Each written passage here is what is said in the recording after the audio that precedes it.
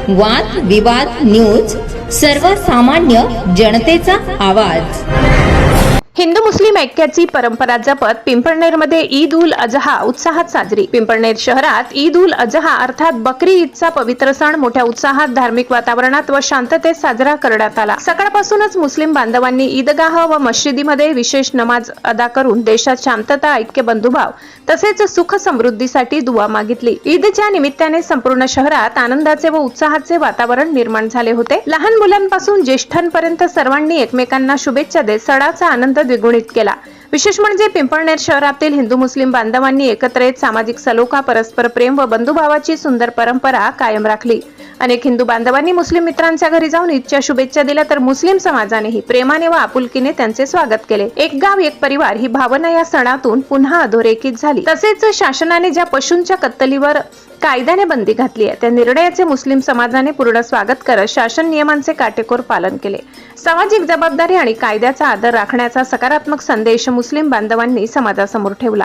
दरम्यान शहरात पोलीस प्रशासनाकडून चोख बंदोबस्त ठेवण्यात आला होता। कोणताही अनुचित प्रकार न घडता ईद शांततेत आणि उत्साहपूर्ण वातावरणात पार पडली। पिंपळनेर शहराने पुन्हा एकदा धार्मिक ऐक्य, सामाजिक सलोखा आणि परस्पर सन्मानाची गौरवशाली परंपरा कायम ठेवत संपूर्ण परिसरासमोर आदर्श निर्माण केलाय। ब्युरो रिपोर्ट, वादविवाद न्यूज, प्रतिनिधी खुशाल वाडेकर, पिंपळनेर। अस्सलाम वालेकुम वरहमतुल्लाहि वबरकातुहू। तमाम हिंदुस्तान वासियों को ईद उल अजहा की मुबारकबाद है।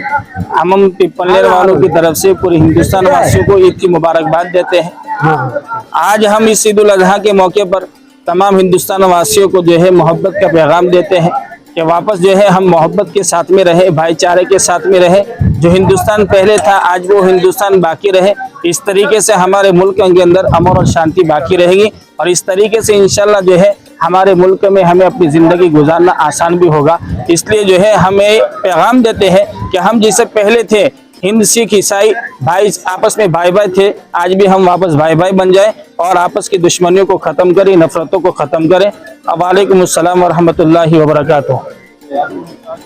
तमाम हिंदुस्तान वासियों को